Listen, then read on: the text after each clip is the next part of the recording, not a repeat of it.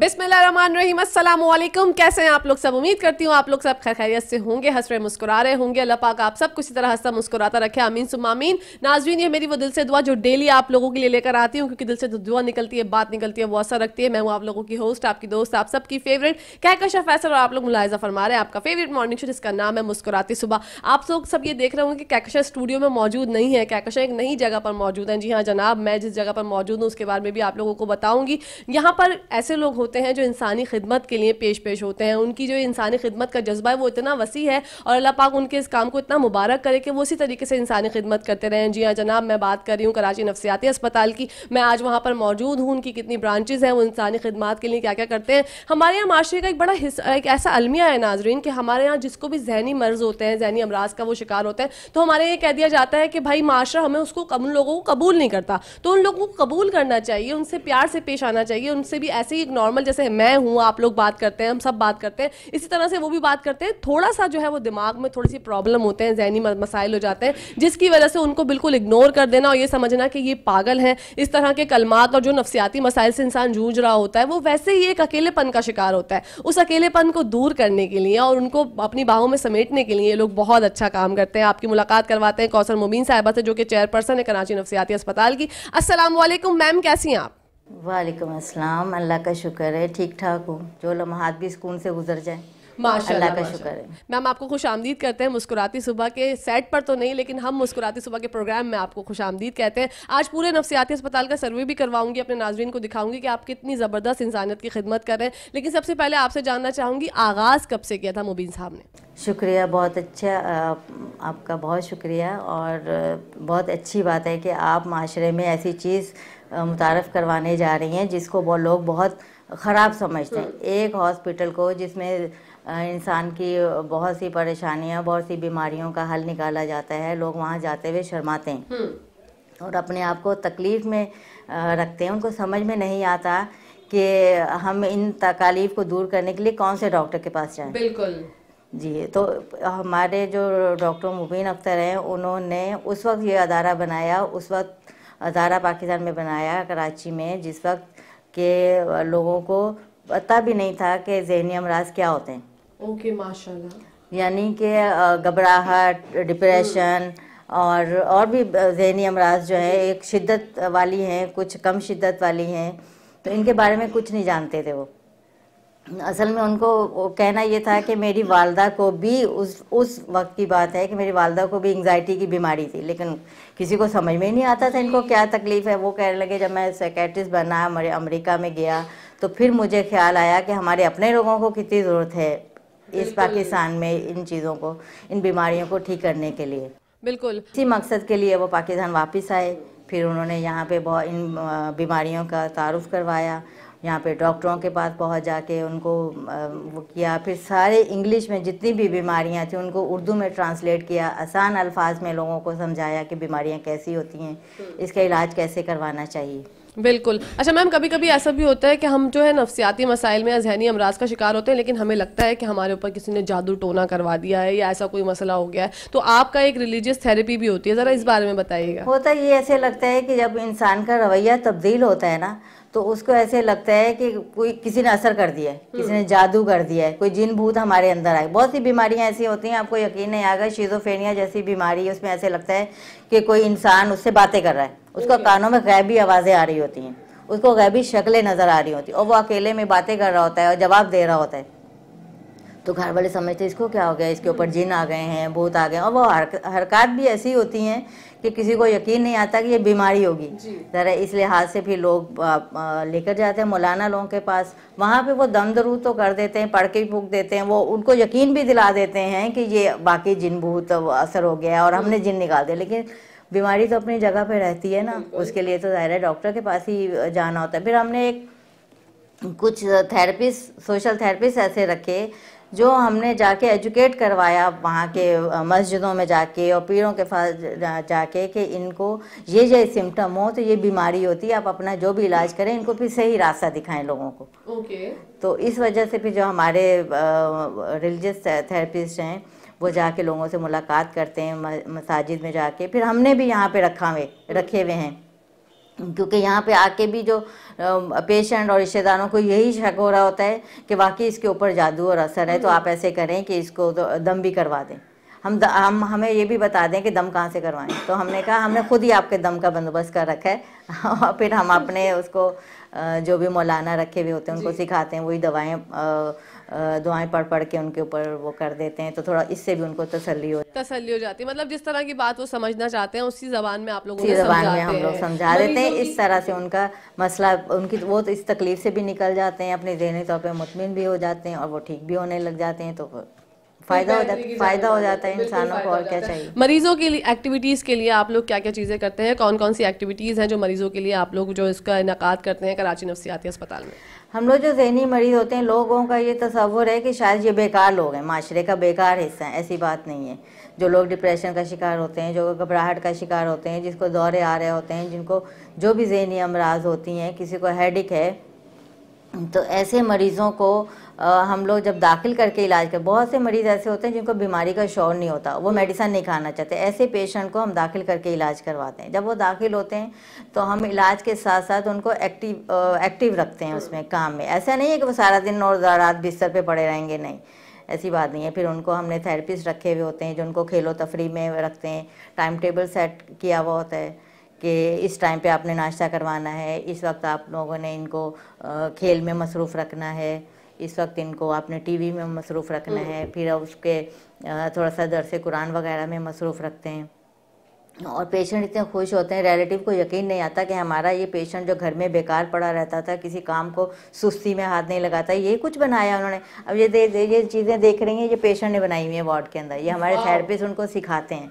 फिर हम उन्हीं पेशेंट को, रिलेटिव को ये चीज़ें दे देते कि देखिए आपके पेशेंट ने ये सीखा है यहाँ पे बैठ के। बिल्कुल। अच्छा, घर वालों की भी जिम्मेदारी होती है ना कि अपने लोगों को मोटिवेट करें। आपके यहाँ मोटिवेशनल भी आप लोग मोटिवेट भी करते हैं मरीजों को, जरा उस हवाले से बताइएगा। जी, जाहिर है हम वो उनको, हमारे जो काउंसलर होते हैं वो बैठ के इन पे यही कर रहे होते हैं ट्रेनिंग कि किस तरह फिर आप बीमारी के बाद किस तरह आपने विज़िट करना है, किस तरह आपने घर में दिलचस्पी से काम लेना है, किस तरह आपने मुलाजमत में पेश आना है, किस तरह घर वालों से पेश आना है। घर वालों की भी ऐसी काउंसलिंग होती है कि आपने इन लोगों के साथ किस तरह रवैया रखना है, कैसे लेके चलना है। बिल्कुल। अच्छा, मंशियात का भी इलाज होता है कराची नफ्सियाती अस्पताल में, ज़रा इस हवाले से बताइए मैम। जी, मंशियात का नशे के जो मरीज़ होते हैं दो तरह के होते हैं हमारे पास दो तरह के वार्ड हैं। एक वो मरीज़ होते हैं जो अपनी मर्ज़ी से दाखिल होना चाहते हैं, उनको हम ज़बरदस्ती नहीं करते।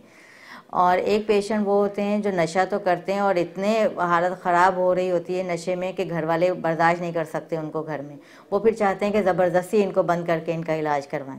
ओके।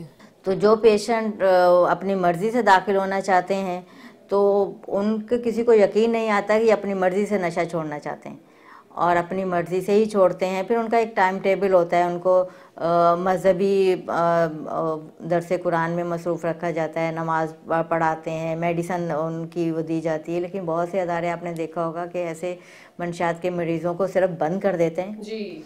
और वो जब कंफ्यूज होते हैं तो गिरते हैं, चोटें लगती हैं, मार पिटाई भी कर देते हैं उनकी।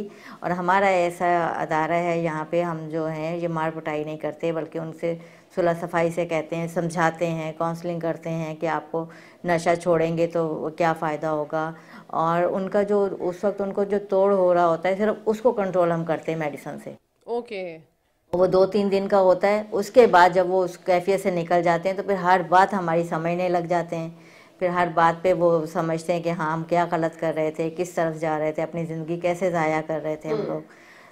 फिर उनको रियलाइज़ होता है और फिर अपनी ज़िंदगी की जानिब गामज़न हो जाते हैं। और नशे के बाद भी हम कोशिश करते हैं, घर में थेरेपिस्ट को भेजते हैं कि जाके आप इनसे रब्ता करें कि ये अपने ठीक रास्ते पे चल रहे हैं, अपनी एक्टिविटी जैसे हमने समझाया था इस तरह आप ज़िंदगी गुजारे वैसे ही कर रहे हैं कि नहीं कर रहे। ओके, ये तो बहुत अच्छी बात है कि इलाज के बाद भी आप लोग जो है उनके ऊपर नजर रखते हैं। वालिदैन से की ग्रुप थेरेपी और पेशेंट की एक साथ करते हैं क्योंकि वालिदैन को भी भरोसा नहीं हो रहा होता उनके ऊपर कि ये छोड़ देंगे। यहाँ आके तो कहते हैं हम छोड़ देंगे, कुछ अर्सा करने के बाद फिर दोबारा उसी में लग जाते हैं। तो फिर हम उनके पूरा शेड्यूल चेंज करने के बताते हैं कि इनके दोस्तों की जगह छुड़वाएं आप, इनको इस माहौल से निकालें आप, और इनको इस ग्रुप में आप लेके जाएं। फिर मसाजत, करीब की जो मसाजत होती हैं, हमारे जो थेरेपिस्ट हैं उनसे जाके मुलाकात करते हैं कि आप इनको अपने साथ रखें, इनके दोस्त बदलने की कोशिश करते हैं हम लोग। यानी कि एडमिशन के बाद भी हम उनके राब्ते में रहते हैं। बिल्कुल ma'am, thank you so much for your beautiful words. अब हम चलेंगे आपके पूरा हॉस्पिटल सर्वे करते हैं, कराची नफ्सियाती अस्पताल। नाज़रीन आपको भी दिखाएंगे, लेकिन आप लोगों ने हमारे साथ रहना है क्योंकि यहाँ पर टाइम हो गया ब्रेक का। ब्रेक से जब वापस आएंगे तो पूरा सर्वे करते हैं। कहीं जाएगा मत, देखते रहिए अपना फेवरेट प्रोग्राम जिसका नाम है मुस्कुराती सुबह।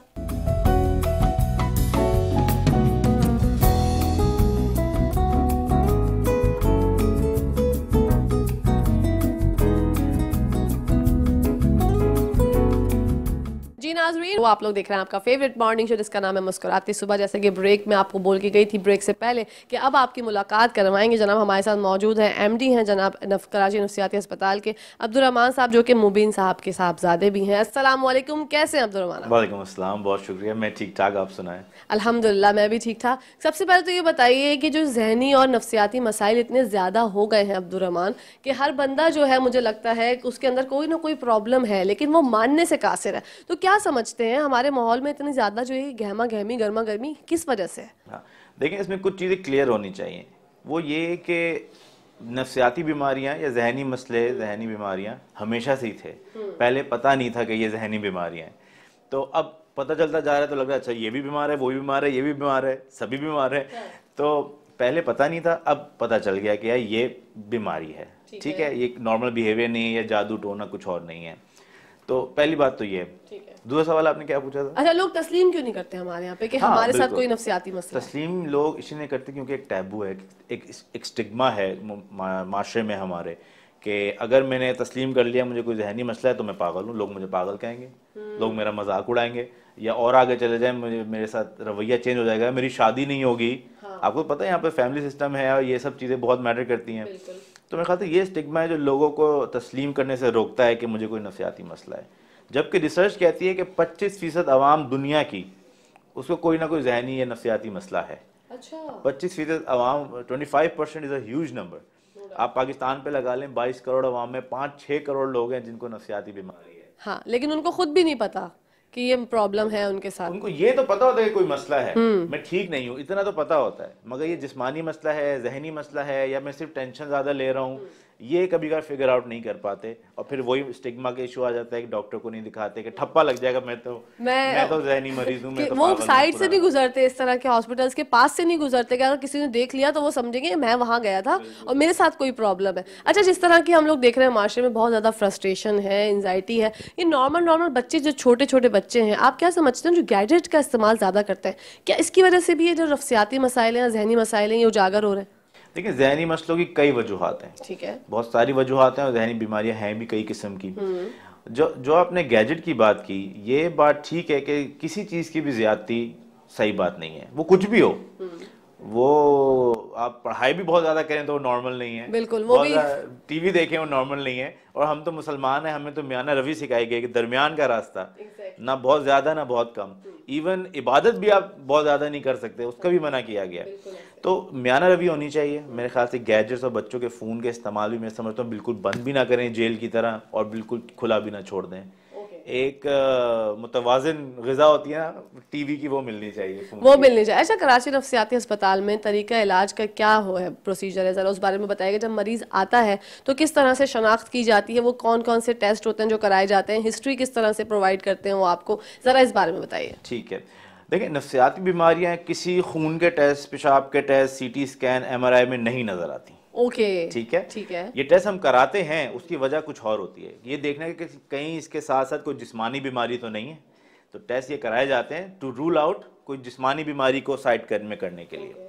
नफ्सियाती बीमारी में जो तशखीस की जाती है, जो डायग्नोसिस किया जाता है, वो बातचीत से किया जाता है। मरीज से बातचीत करके, उसके रिश्तेदारों से बातचीत करके कि इसका रवैये में क्या तब्दीली आई है। उससे फिर हम पूरी पहली हिस्ट्री, नफ्सियाती जो हिस्ट्री होती है 1 घंटे की होती है, तकरीबन 1-1.5 घंटा लग जाता है पहली हिस्ट्री में। उसमें यही डायग्नोसिस करना होता है कि इसको क्या बीमारी है। तो उस हिस्ट्री से फिर हम ये फैसला करते हैं क्या बीमारी है, उसके हिसाब से भी ट्रीटमेंट शुरू करते हैं उसका। अच्छा। और ट्रीटमेंट कई किस्म का हो सकता है, दवाइयों के साथ भी होता है, इंजेक्शंस के साथ भी होता है, मशीनी इलाज के थ्रू होता है, ईसीटी जिसे कहते हैं, इलेक्ट्रोकन्वल्सिव थेरेपी, जिससे बहुत लोग डरते हैं, जी। और दाखिल करके भी होता है। अच्छा, कौन सी उम्र के आप देखते हैं, कौन सी उम्र के लोग हैं जो ज़्यादातर नफ्सियाती मसाइल का, जहनी मसाइल का शिकार हैं? क्या बच्चों में ये चीज़ ज़्यादा देख रहे हैं, बड़ों में देख रहे हैं? वो कौन सी एज का जो आप देख रहे हैं एज फैक्टर इसमें? देखिए, होती तो ये हर किसी भी एज में हो सकती ठीक है। है, ठीक है, बस ज़्यादातर शुरू जो होती है वो जवानी की उम्र में होती है, ज़्यादातर लेट उम्र में भी शुरू हो सकती है। तो शुरुआत जवानी में होती है, तो आप समझें कि 15 से 50 के बीच में ज़्यादा पॉपुलेशन होती है इसकी जो हमारे पास आती है। ओके। और एक्सट्रीम एजेस में भी मिलते हैं, छोटे बच्चे 5-5, 6-6 साल के बच्चे भी डिप्रेशन का शिकार होते हैं। हाँ। और उनके भी इलाज किया जाता है, और ऐसे ही 70-70, 80 साल के लोग भी। अच्छा अब्दुर्रहमान, मुझे बताएगा डिप्रेशन के क्या सिम्टम्स होते हैं? मैं चाहती हूँ कि ये नाज़रीन को डिटेल में पता चल जाए कि आखिरकार डिप्रेशन के सिम्टम्स क्या हैं, क्योंकि हर कोई, मैंने सुना हर कोई कह रहा होता है यार मैं बहुत डिप्रेस हूँ, मुझे डिप्रेशन हो रहा है। अरे भाई, वो उसकी जो सिम्टम्स होते हैं वो आपको पता भी है, तो ज़रा नाज़रीन को बताइएगा सिम्टम्स क्या क्या होते हैं ये डिप्रेशन? आपने बहुत अच्छा सवाल किया। हम लफ्ज डिप्रेशन को लेके समझते हैं बस यही शायद डिप्रेशन है, कि बस उदास हो गए ये डिप्रेशन है।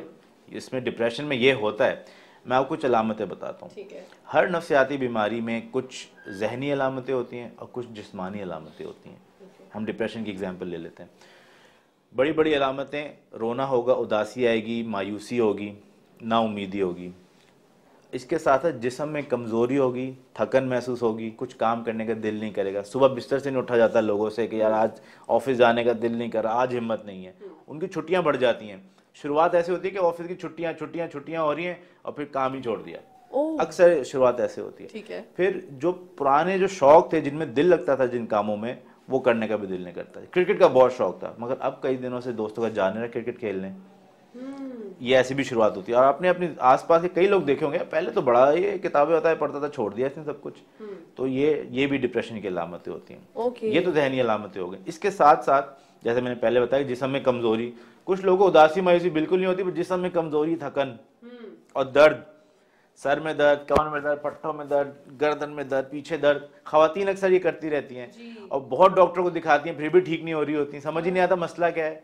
डॉक्टर सारे टेस्ट कराते हैं, सब टेस्ट ठीक आते हैं। कहते हैं भाई कुछ मसला नहीं है, घर जाओ, दवाई ये और राइजेक, और ये जब वो दवाई हमारी दे देते हैं। बहनें सोचती है कि मुझ पे किसी ने कुछ करा और दिया, फिर जब वो तो आते हैं रिपोर्ट कि साफ आई। डॉक्टर साहब तो सब ठीक कह रहे हैं, तो फिर जादू टोना होगा, किसी ने, मेरे हसद करने वाले ने कर दिया होगा मुझ पे। अल्लाह तो अकबर। वो ये नफ्सियाती बीमारियां होती हैं बिल्कुल। कि जिस्म में दर्द और ये थकन, और हम साइकोसोमैटिक इसको पेन कहते हैं। पेट खराब रहता है लोगों का, गैस हो रही है, बहुत हाजमा खराब है, और गैस चढ़ गई सर दिमाग पे, वो उल्टा है, दिमाग चढ़ गया पेट में। ठीक बिल्कुल है, ऐसे ही बिल्कुल है। साइकोसोमैट क्योंकि पूरा जिस्म जो है दिमाग कंट्रोल करता है। दिमाग में कोई मसला होगा तो जिस्म के किसी भी हिस्से में महसूस हो सकता है।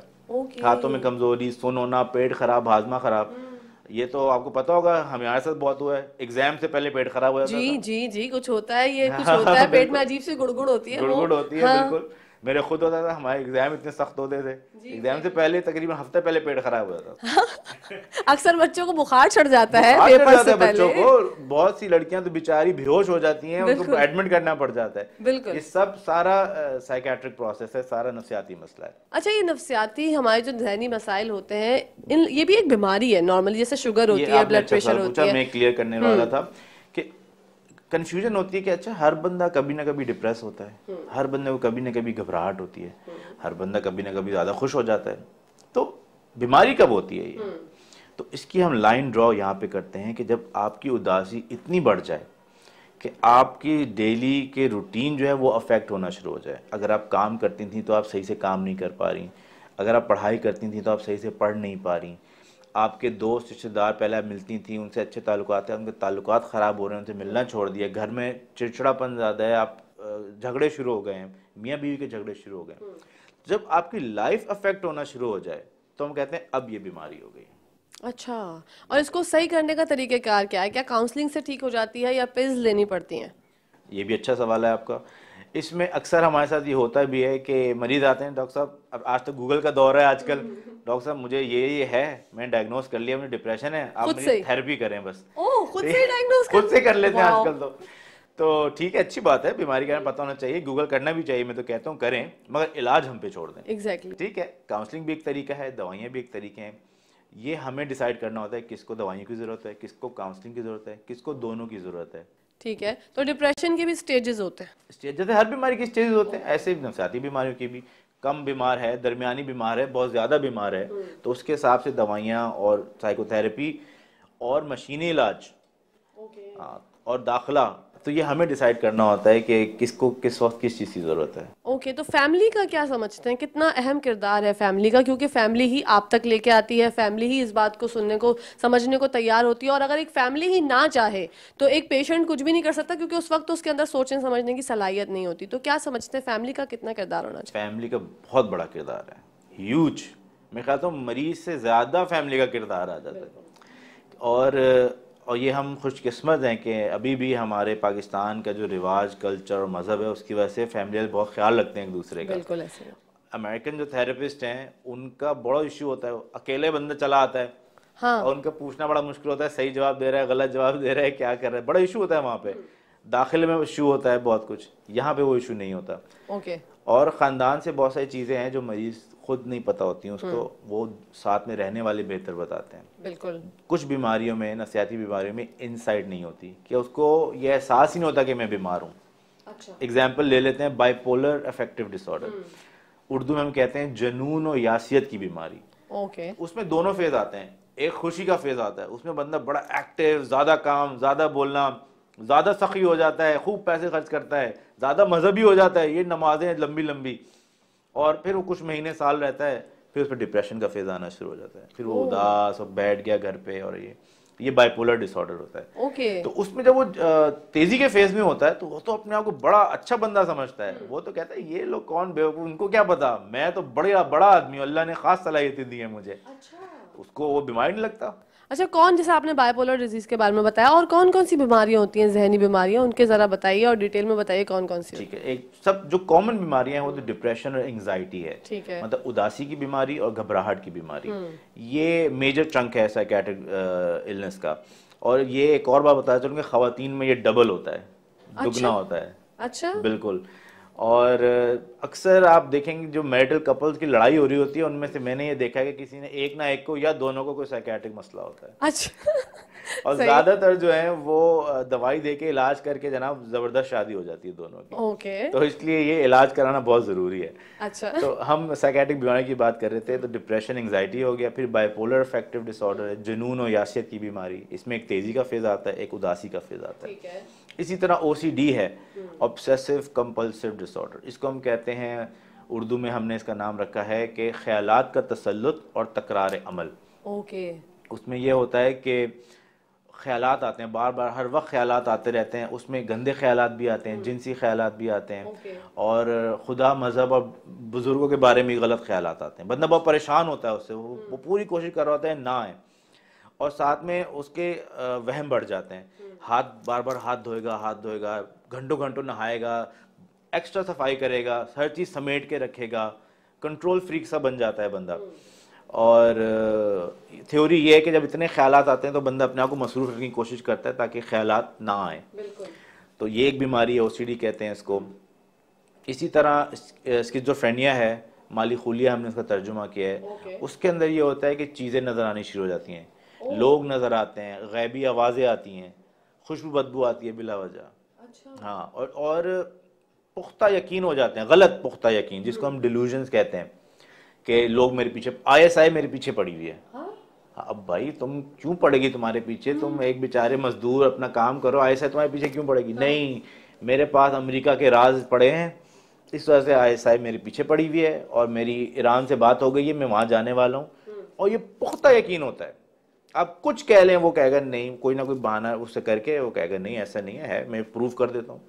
और पुख्ता यकीन होता है। ऐसे कई किस्म के यकीन होते हैं। ओके, आप तो डेली बेसिस पे मरीजों को देख रहे होते हैं, क्योंकि एक बीमारी है, मरीज आते हैं, आप देखते हैं। आप क्या समझते हैं आजकल जो दौर चल रहा है उसमें सबसे ज़्यादा लोग किस चीज़ से परेशान हैं? देखिए, परेशानियां तो जब से हज़रत आदम अलैहिस्सलाम आए हैं तभी से चल रही हैं, ठीक है। तो परेशानियों का बहुत कुछ किया नहीं जा सकता, कोशिश करते हैं, जाहिर सी बात है कि परेशानी भी कम हो। मगर दो बंदे हैं, मैं आपको एग्जांपल दूं कि एक बंदा है, दोनों बंदों को सेम मसला है, एक ही माली परेशानी, एक जगह जॉब करते, दोनों की जॉब चली गई। जो नॉर्मल बंदा होगा वो ठीक है, अफसरदा होगा, मगर उससे वो कोप कर लेगा, उस मसले को वो किसी न किसी तरह हल करने की कोशिश करेगा, दूसरी जॉब ढूंढेगा और काम करेगा, कुछ ना कुछ कर लेगा। पर जो डिप्रेशन का मरीज होगा ना, वो बिल्कुल ही बैठ जाएगा, वो घर में वो इस परेशानी को, इतनी बड़ी उसको परेशानी लगेगी कि वो काम नहीं कर पाएगा, वो सब कुछ छोड़ छाड़ के बैठ जाएगा, वो नौकरी छोड़ के बैठ जाएगा, दूसरी नौकरी ढूंढने की भी हिम्मत नहीं रहेगी, और फिर खुदकशी के ख्यालात आने शुरू हो जाएंगे कि ज़िंदगी बेकार है, क्या फ़ायदा, मर जाऊं तो अच्छा है। और फिर ख्याल आएंगे कि यार मैं ऐसे मार लेता हूँ, वैसे मार लेता हूँ अपने आप को, और फिर उनमें बहुत सारे लोग कर भी लेते हैं खुदकशी। ठीक है, ये मेरा मानना है कि ज़्यादातर जो खुदकशियाँ होती हैं वो किसी ना किसी नफ्सियाती बीमारी की वजह से होती हैं। ठीक है, हम लोग कहते नहीं मसले बहुत थे इसलिए कर ली, प्यार में नाकामी हो गई इसलिए कर ली। भाई प्यार में तो कितने लोगों को नाकामी होती है, हर कोई थोड़ी कामयाब हो जाता है। सही बात, बल्कि सभी को होती है शुरू में, नए जवान हो रहे होते हैं, बड़ी exactly. नाकामी का सामना करना, सब तो खुदकशी नहीं कर लेते। बिल्कुल, जिनको बीमारी होती है वो बर्दाश्त नहीं कर पाते हैं, वो खुदकशी की तरफ चले जाते हैं।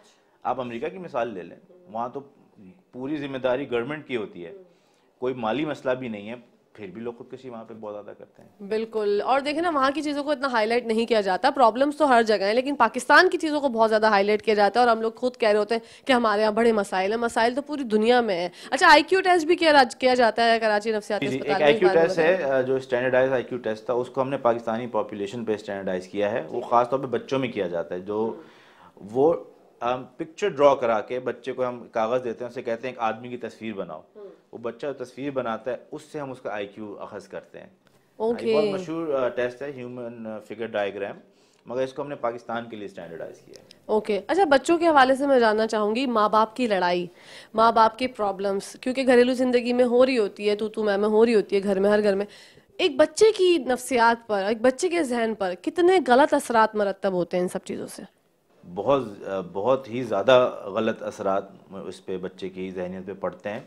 बल्कि बहुत सारे साइकोलॉजिस्ट ने जो रिसर्चेस किए हैं वो घुमा फिरा के कहते हैं कि बचपन में जो इसके साथ मसले हुए थे, हालात ख़राब हुए थे, डांट डपट हुई थी, जलील किया गया था, उसकी वजह से अब इसको ये बीमारियां हुई हैं। बहुत सारे लोग साइकोलॉजिस्ट साइकेट्रिस्ट हैं वो बचपन की लेके जाते हैं सारी बीमारियों को, बचपन में जिसके हालात ख़राब रहे होते हैं उसको बड़ी उम्र में आके कोई ना कोई नफ्सियाती बीमारी हो जाती है। ओके, तो वालिदैन की झड़प जो है, मैं यहाँ पे कहना चाहूँगी अपने तमाम नाज़रीन को कि अपने बच्चों के सामने ना लड़ा करें, कहीं कोई कोने कूचे में जाके बात कर लिया करें। लड़ाई तो कोई चीज़ हल ही नहीं है ना। और सिर्फ लड़ाई नहीं, बच्चों को जलील करना, बुरा भला कहना, सख्ती करना, मारना, पढ़ाई पे क्यों ना हो, बहुत बुरे असरात छोड़ती है। बिल्कुल, बचपन आप समझे, अगर आप बच्चे को डांट रहे हैं, आप बच्चे की जिंदगी तबाह कर रहे हैं। आप पढ़ाएं वो ठीक है, मगर डांट डपट ना करें। और एक बच्चे को दूसरे बच्चे से भी कंपेयर ना करें ना, कि देखो फला आंटी का बच्चा देखा था, उसके कितने मार्क्स हैं, तुम तो निकम्मे हो, तुम तो नालायक हो। वो बच्चे की शख्सियत ही खत्म हो जाती है। बिल्कुल, ये भी एक जलील करने का तरीका है।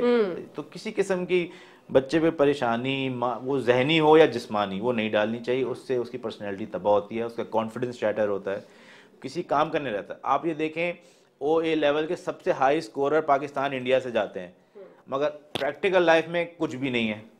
तो आप मार पीट के नंबर ज्यादा ले आएंगे, मगर उसको अपनी लाइफ में एक कामयाब शख्स नहीं बना सकते। बिल्कुल, एक कामयाब शख्स नहीं बना सकते। अब्दुर्रहमान, क्या पैगाम देना चाहेंगे नाज़रीन को? पैगाम में ये देना चाहूँगा कि जहनी बीमारियां बिल्कुल जिस्मानी बीमारियों की तरह होती हैं। Exactly. इसमें कोई शर्म नहीं खानी चाहिए, परेशान नहीं होना चाहिए। जैसे कि आपको जब बुखार होता है तो आप पैनाडोल लेते हैं तो बुखार उतरता है, इसी तरह जब आपको डिप्रेशन होता है तो एंटी डिप्रेशन लेंगे तो ये जहन का बुखार उतरेगा। बिल्कुल, ऐसा नहीं है कि आपको बुखार हो, मैं कहूँ चलो यार मैं तुम्हें घुमाने लेके जाता हूँ, वेकेशन पे चली जाओ और ठीक हो जाओगी। ऐसा तो कोई नहीं कहता बुखार होने पे। नहीं। तो डिप्रेस होने पे ये क्यों कहते हैं? उसमें भी जब बुखार में पैनाडोल मिल रही है तो डिप्रेशन के अंदर भी एंटी डिप्रेशन मिलनी चाहिए ना। बिल्कुल ऐसे ही है। तो इसको आप बिल्कुल जिस्मानी बीमारी की तरह लें और इसका इलाज कराएं, ताकि हम एक माशरे की तरह आगे जा सकें। मेरा ये ख्याल है कि हम पाकिस्तान बहुत पीछे हैं, उसके अंदर ये भी वजह है कि जहनी बीमारियों का इलाज नहीं करते। तो 25% आवाम तो आपने नकारा कर ली अपनी, ठीक है। तो और ये बीमारी ऐसी है कि घर में एक फर्द अफेक्ट होगा तो पूरे घर को अफेक्ट करता है। जिस्मानी बीमारी तो बंदा खुद परेशान होगा, इसके अंदर पूरा घर अफेक्ट होता है, तो 100% आवाम अफेक्ट हो जाती है। बिल्कुल अफेक्ट हो जाती है। जी अब्दुर्रहमान, आपका बहुत बहुत शुक्रिया। जी नाज़रीन, यहाँ पर टाइम हो गया है ब्रेक का, आप लोगों ने कहीं जाना नहीं है, देखते रहिए मुस्कुराती सुबह।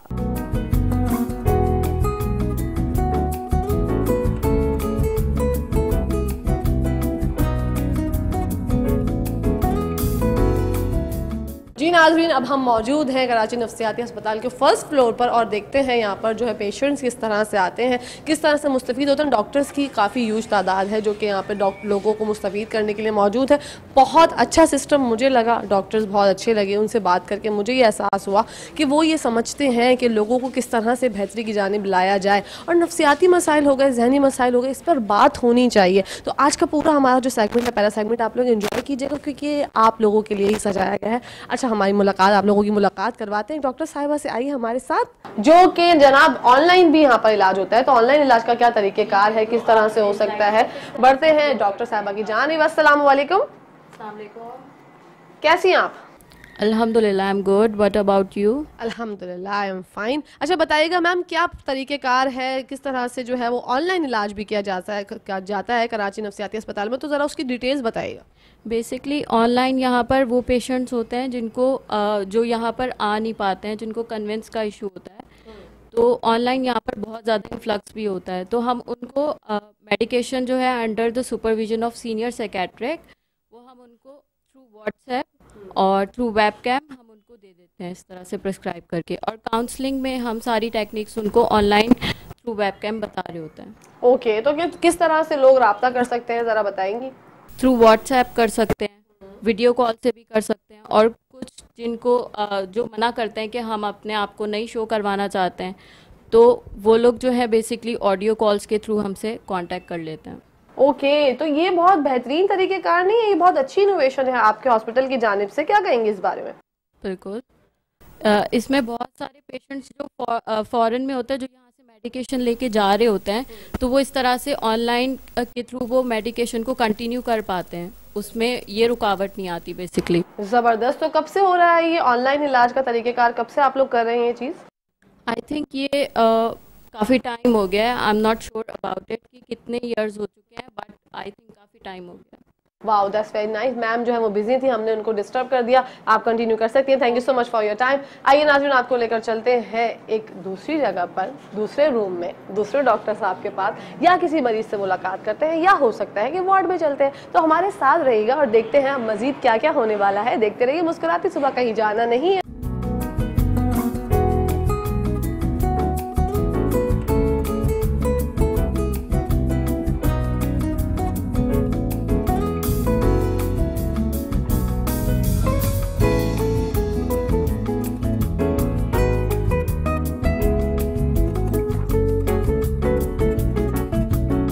नाज़रीन, अब हम मौजूद हैं वार्ड में, यहाँ पर मरीजों से भी बात करेंगे। और आपको मैं तो देखकर महसूस हो रही हूँ कि मरीज़ जो है वो हम लोगों की, आम लोगों की तरह ही दिखाई दे रहे हैं। ऐसा नहीं है कि जी जैसे चार शुगर होती है, ब्लड प्रेशर के मरीज़ होते हैं, उस तरह के ही मरीज़ हैं। और बहुत अच्छा माहौल है। वो किस तरह से मुस्तफ़ीद हो रहे हैं, इलाज किस तरह से एंजॉय करते हैं, वो ही बताएंगे, उन्हीं की ज़बानी जानेंगे। अब्दुल-रहमान भाई, आप हमारी हेल्प कीजिए, भाइयों से हमारी बात कराइए। अस्सलाम वालेकुम। वालेकुम सलाम। कैसे हैं भाई आप? अल्हम्दुलिल्लाह एकदम फिट। यहाँ पर आने से पहले थोड़ा सा डिस्टर्ब था, हाँ। काफ़ी हद तक डिस्टर्ब था, लेकिन जब से यहाँ आए हूँ 8 तारीख से, तो उस वक्त से माशाल्लाह इलाज मेरा बहुत ज़बरदस्त हो रहा है। इलाज का जो तरीक़ेकार है, आप मुतमईन हैं? बहुत ज़्यादा। स्पेशली मैं एक दो नाम लेना चाहूँगा आज। एक हारून भाई हैं, और एक उस्मान भाई हैं, और प्लस एक डॉक्टर दानिश हैं, और ये जो हमारे सफाई वाले हैं रामू काका, और स्पेशल जो हमारा खाने का ख्याल रखते हैं वो मुझे नजर नहीं आ रहे। ओके, अली नवाज वो। ओके, मतलब आप मुतमईन के लिहाज से एकदम हर थोड़ी देर बाद मतलब पोछा लगना, हाँ। हर चीज का इसमें कोई वो नहीं है, ये बिल्कुल इसी तरह ही मेहनत करता है माशाल्लाह। एक और वो एक नाम मुस्लिम। अच्छा, आप कब से हैं भाई यहाँ पर? मैं, और ये मौलाना का मुझे नाम याद है, लास्ट मंथ 18। अच्छा, आप इलाज के तरीक़ेकार से मुतमईन हैं, आप खुश हैं कि आप यहाँ पे हैं? मैं सबको भूल के बैठा हूँ, फैमिलीज को, तो कितना खुश होऊंगा आप बताएं।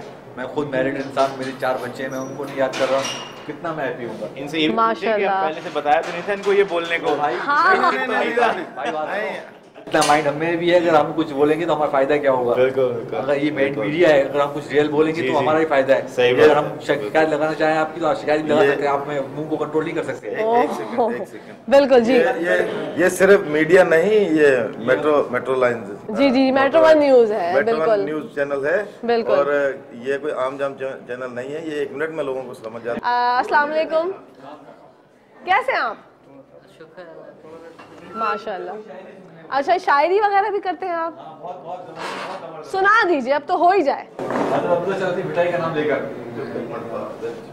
चाह गई चिंता मिट्टी, अब मनवा बेपरवाह, जिन्हें कुछ भी न चाहिए वो शहनशाह। वाह वाह वाह वाह वाह, क्या कहने, तालियां होनी चाहिए। बहुत खूब बहुत खूब। बढ़ते हैं एक और भाई की जानिब और उनसे मालूम करते हैं। अस्सलाम वालेकुम, कैसे हैं भाई आप? अल्हम्दुलिल्लाह। कब से यहाँ पर हैं? मैं 21 दिन से। 21 दिन से। कैसा महसूस कर रहे हैं? तबीयत में बेहतरी है?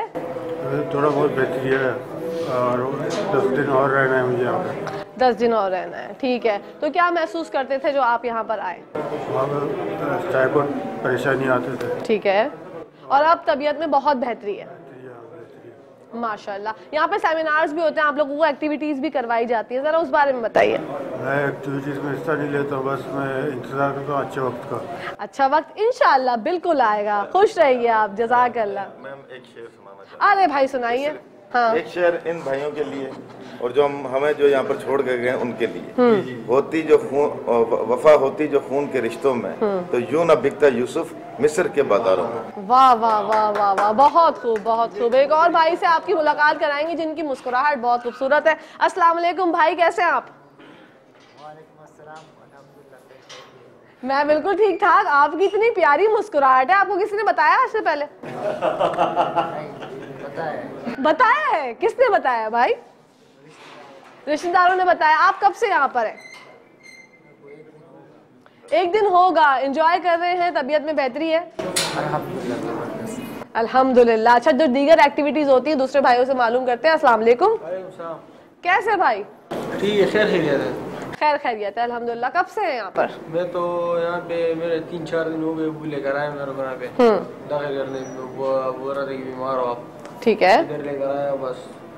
अब तबीयत में बेहतरी है आपकी? तबीयत में बेहतरी है, लेकिन जब उन्हें दाखिल किया शार्ट मार्ट उधर दूसरे अस्पताल भी गया था, अब उन्हें दाखिल किया, बस सिर्फ वो कुछ भी नहीं है। ठीक है, मतलब आप मुतमईन है? अल्हम्दुलिल्लाह अल्हम्दुलिल्लाह, अल्लाह का शुक्र है। अल्हम्दुलिल्लाह, अल्लाह पाक आपको सेहत जमीला अता फरमाए, आमीन सुम्मा आमीन। अस्सलाम वालेकुम भाई, यहाँ पर जो एक्टिविटीज होती हैं आप हिस्सा लेते हैं? जी हमारे एक्टिविटीज में हिस्सा लेता हूँ। यहाँ सुबह हमें वर्जिश भी कराई जाती है। ओके। उसके बाद हमें फजर की नमाज पढ़ाई जाती है। उसके बाद 8 बजे हो जाते हैं।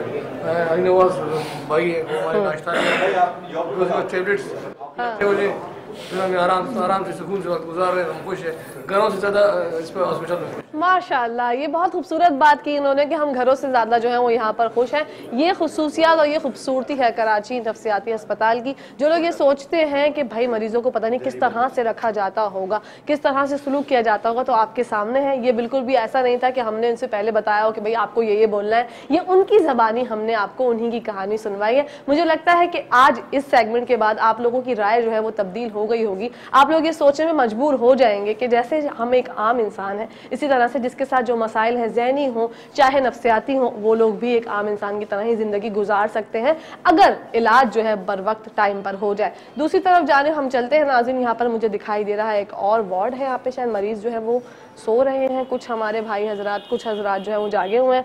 देख सकते हैं बेड्स खूबसूरत तरीके से, बहुत अच्छे तरीके से सफाई सुथराई का बड़ा ज़बरदस्त इंतज़ाम है। और अगर आपको ऐसा लगता है कि आपकी फैमिली में या किसी को भी कोई ऐसा मसला है तो उस पर बात कीजिए। बात करने से जो है ना वो मसले बहुत ज़्यादा हल हो जाते हैं। और यहाँ पर हल हमारे पास भी एक है, क्योंकि जब प्रोग्राम ज़्यादा हो जाता है तो हमें याद आता है कि ब्रेक भी तो थी, तो आप लोगों ने कहीं जाना नहीं, लेते हैं छोटी सी ब्रेक, देखते हैं मुस्कुराती से। नाज़रीन, जैसा कि मैंने आपको बताया था कि कराची नफ्सियाती अस्पताल में जो है वो रूहानी इलाज भी किया जाता है। पूछते हैं भाई से, जानते हैं ये रूहानी इलाज करते हैं, तो इनसे मालूम करते हैं किस तरह के पेशेंट्स होते हैं, क्या क्या तरीक़ेकार होते हैं, किस तरह से आप उनको इत्मीनान देते हैं। अस्सलाम वालेकुम भाई, कैसे हैं आप?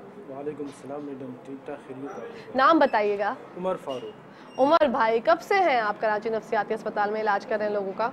जी मैं तकरीबन 1 साल हो चुका है, मैं यहाँ पर लोगों के नफ्सियाती इलाज करता हूँ। असल में इस्लाम एक फ़ितरी मज़हब है, सही है, और नफ्सियाती इलाज में जो सबसे बेहतरीन चीज़ है वो ज़हन साजी करना, कौन से नहीं करना है। तो यहाँ पर हम यानी जो इस्लामी नुक्ता नज़र पर हम लोगों की यहाँ पर यानी सबको बिठाते हैं और उन्हें दर्स देते हैं और काउंसलिंग करते हैं, सही है, इस्लामी अंदाज में। और इसके अलावा और भी मतलब अगर कुरान में भी शिफा है, सही है, तो इससे यानी इससे भी इनकार नहीं किया जा सकता। सूरतें वगैरह बताते हैं उनको कि किस तरह से सूरतें पढ़नी है, वजीफ़ा कोई बताते हैं जिस तरह से उनकी रूह को तस्कीन मिले? बिल्कुल बिल्कुल बिल्कुल। कुरान से जितने भी, कुरान और हदीस से जितने भी इलाज साबित है, सही है, तो कुरान और हदीस से जितने भी इलाज साबित है तो उसी पर हम रूहानी इलाज भी करते हैं। बिल्कुल। जो लोग ये कहते हैं कि मुझ पर जिन है, मैं वैसे तो ठीक हूँ लेकिन मुझ पर जो है वो रूहानी मामलात हैं, उनको किस तरह से समझाते हैं कि तुम्हारे साथ रूहानी मामलात नहीं है, तुम्हारे साथ जो है नफ्सियाती मसला है? मैं बता देता हूँ कौन सी सूरतें पढ़नी है, लेकिन मसला कुछ और है। बिल्कुल बिल्कुल, यही वजह है। इसी वजह से लोग यानी जो बाहर जो पीर वगैरह बैठे हुए तो वो उनके हत्थे चढ़ जाते हैं, सही है। तो ऐसा भी नहीं होता, कुरान और हदीस में सब कुछ मौजूद है। यानी हम काउंसलिंग भी करते हैं, इसके अलावा कुरान हदीस में जितने भी यानी हदीस मौजूद है तो उसी के ज़रिए से हम फिर उनका इलाज करते हैं। ये सबसे बेहतरीन तरीका है। अच्छा, 1 साल हो गया भाई आपको इलाज करते हुए, रूहानी इलाज करते हैं आप, तो आपके पास कोई ऐसा मरीज़ आया हो जो आप समझ रहे हो कि उसने उससे पहले या तो खुदकुशी की कोशिश की हो या किसी को मारने की कोशिश की हो? क्योंकि जब लोग दूसरे बाबाओं के पास जाने लगते हैं ना तो वो फिर अलग अलग डिमांड करते हैं, पैसा भी ज़ाया होता है और जिस्मानी तरीके से उनको नुकसान भी होता है या वो किसी का नुकसान भी कर सकते हैं, तो इस बारे में क्या कहेंगे? बिल्कुल यही वजह है कि जब मतलब एक बंदा जब खुदकुशी करता है तो ज़ाहिर बात है कि वो अपनी ज़िंदगी से तंग आ चुका होता है, तो मतलब एक फितरी ज़िंदगी से हट जाता है और इसी वजह से। लेकिन इस्लाम चूँकि आप मतलब पूरी दुनिया में देख ले, जितने भी दूसरे मज़हब के लोग वो खुदकुशी कर रहे हैं और मतलब इस्लामी दुनिया में आप देखें तो खुदकुशी का रुझान बहुत ही ज़्यादा कम है। वजह ये है कि इस्लाम एक फितरी दीन है, सही है। लोगों को समझाने की ज़रूरत है, लोगों की जहन साजी करने की ज़रूरत है और हमारा काम यहाँ पर हम लोगों की जहन साजी कर रहे हैं, तो इस वजह से बिल्कुल नमाज की तरगीब देते हैं, तिलावत कुरान पाक की तरगीब देते हैं। बिल्कुल नमाज की तरगीब देते हैं और मतलब यहाँ पर हम नमाज की भी तरगीब देते हैं और लोगों को कुरान भी सिखाते हैं और मतलब इस्लाही बयानात भी यहाँ पर हम करते रहते हैं। क्या तरीक़ेकार है फजर की नमाज के लिए? आप उठाने आते हैं या हमारे यहाँ के जो स्टाफ वाइज मुझे दिखे वो लोग उठाने? बिल्कुल, यहाँ पर जब फजर की नमाज का टाइम होता है तो मतलब ज़्यादातर खुद ही उठ जाते हैं और मतलब आकर हम उठा लेते हैं। माशाल्लाह, बहुत बहुत शुक्रिया भाई, आपका बहुत अच्छा काम कर रहे हैं आप, अल्लाह पाक आपको जज़ाए खैर। ठीक, बड़ी मेहरबानी, जज़ाकल्लाह, शुक्रिया। जी नाज़रीन, तो जैसे कि मैंने आपको स्टार्टिंग में ही बताया था कि यहाँ पर रूहानी इलाज भी किया जाता है, क्योंकि जब एक इंसान जो है वो ज़हनी अमराज का शिकार होता है ना, उसको लग रहा होता है कि मेरे ऊपर किसी ने जादू करवा दिया या मुझ पर कोई साया हो गया है या दीगर मसाइल, लेकिन वो होता कुछ और है। जब वो डायग्नोज करने लग जाते हैं, जब वो तशखीस तक पहुँचते हैं, तो जब तक उनको पता चलता है कि हाँ भाई ये मसला था, तो यहाँ पर एक बहुत अच्छी बात है, मंशियात का भी इलाज होता है, रूहानी इलाज भी होता है और जिस्मानी इलाज भी होता है। तो सबसे अच्छी बेहतरीन बात यह है कि आप अपने प्यारों को, अगर आपके घर में या इर्द गिर्द आपका कोई ऐसा बीमार है तो जंजीरों में इस तरह से जकड़ के ना रखें। खुदारा इस बात को समझे और इस बात को, पैगाम को आम कर दें कि ये पैगाम होना चाहिए हर किसी के लिए कि अगर कोई भी जहनी मर्ज का शिकार है तो ये सिर्फ और सिर्फ एक बीमारी है, जो कि जैसे हमें बुखार होता है, हम टैबलेट लेते हैं, ठीक हो जाते हैं, इसी तरह इसका भी इलाज मुमकिन है। ये कतई ना समझे कि अगर कोई जहनी मरीज है या उसके साथ कोई भी मसला है, मसाइल है, तो उसको हम ये कह दें कि यार ये तो पागल है, ये तो नफ्सियाती मरीज है, इसका तो कुछ भी नहीं हो सकता, इसके ऊपर अपना टाइम ज़ाया करके टाइम वेस्ट ना करें। तो ये बहुत ही एक अच्छा पैगाम मैं समझती हूँ आज हमारे शो के पहले सेगमेंट की जानिब से आप लोगों को मिल रहा है कि प्लीज़ लोगों की कदर करें, लोगों से प्यार करें।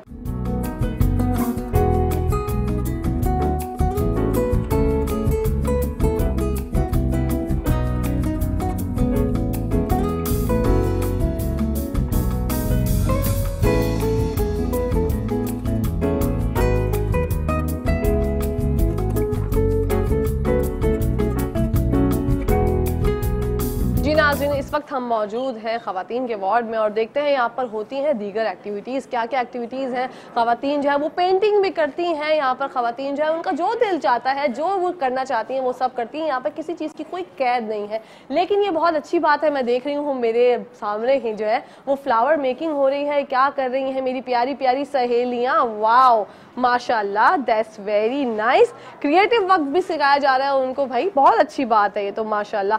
स्किल्स देखें, टैलेंट जो है ना वो किसी की महराज नहीं है, हर इंसान के अंदर कोई ना कोई टैलेंट होता है और इस तरह की एक्टिविटीज़ से जो है ना इंसान लुत्फ अंदोज हो जाता है। पेंटिंग्स भी मैंने देखी है माशाल्लाह, बटरफ्लाई बनी हुई है, किसी ने जो फ्लावर बनाया हुआ है, किसी ने घर बनाया हुआ है, किसी ने गाड़ी बनाई हुई है, माशाल्लाह that's very nice, talented girls माशाल्लाह, नो डाउट। अच्छा, वहाँ पर मैंने एक चीज़ देखी है जो आज की बेहतरीन मरीज़ा महानूर साहिबा नाम लिखा हुआ है, तो ये जो है क्या चीज़ है, मैं डॉक्टर साहिबा से जानना चाहूँगी। अस्सलाम वालेकुम डॉक्टर साहिबा, मुझे ज़रा बताइएगा कि जो आज की बेहतरीन मरीज़ा महानूर साहिबा जो नाम लिखा हुआ है, ये किस वजह से जो है आप लोग ये डेडिकेट करते हैं उनको? हमारे यहाँ दीगर एक्टिविटीज़ होती है, जो मरीज़ बहुत अच्छे से सारी एक्टिविटीज़ को फुलफ़िल करता है, उसके बाद हम उसे एक रिवॉर्ड देते हैं। उस रिवॉर्ड के लिए हम उसका नाम जो है वो ब्लैक बोर्ड पे लिख देते हैं, वाइट बोर्ड पे लिख देते हैं, उससे पेशेंट को एक मोटिवेशन मिलती है। उसके साथ साथ दूसरे पेशेंट भी देखते हैं, फिर वो भी बहुत अच्छे से एक्टिविटीज़ करने लगते हैं और बहुत अच्छा सब काम करते हैं। ये कितना अच्छा आइडिया है वैसे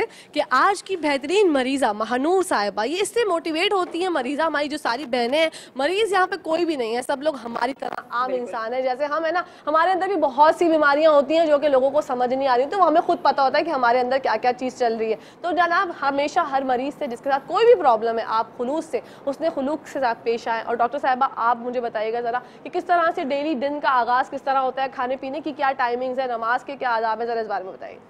जी, इस तरह से जैसे अर्ली मॉर्निंग होती है, पेशेंट जो सुबह सवेरे उठते हैं वो अपनी नमाज़ पढ़ते हैं, नमाज़ पढ़ने के बाद उनको नाश्ता वगैरह करवाया जाता है। उसके बाद जो दीगर एक्टिविटीज़ होती है, हमारी रिक्रेशनल थेरेपिस्ट हैं, वो अपनी थेरेपिस्ट करवाती हैं। उसके बाद में अगर किसी पेशेंट को हिप्नोसिस की ज़रूरत होती है, हम हिप्नोसिस करते हैं, काउंसलिंग करते हैं, मुख्तलिफ सेक्शन होते हैं। इसके अलावा खेलो तफरीह के प्रोग्राम किए जाते हैं। कभी कभार अगर जैसे हमारे जो कुछ पेशेंट ऐसे हैं जिनको 1 महीना है या उससे कुछ ज़्यादा हो गया, तो उनको थोड़ा बहुत आउटिंग के लिए भी लेके जाया जाता है। ईद हो, बकरीद हो या कोई भी त्यौहार हो, हम सब लोग लोगों के साथ मिल के गेट टुगेदर करते हैं, पार्टीज़ मनाते हैं, ताकि एक फैमिली की तरह ऐसा माहौल प्रोवाइड किया जाता है। माशाल्लाह, एक फैमिली की तरह जो है वो लेकर चल रहे हैं। Thank you so much doctor साहिबा फॉर योर टाइम। नाज़रीन, यहाँ पर टाइम जो है वो पहले सेगमेंट का ख़त्म हो गया और पता ही नहीं चला कि कब पहला सेगमेंट जो है वो इख्तिताम पजीर हो गया। आप लोगों की अब मुलाकात जब मुझसे होगी तो मैं स्टूडियो में मौजूद होंगी, लेकिन आप लोगों ने कहीं जाना नहीं है। देखते रहिए मुस्कुराती सुबह, हमारे साथ मुस्कुराते हुए आते हैं न्यूज़ ब्रेक के बाद।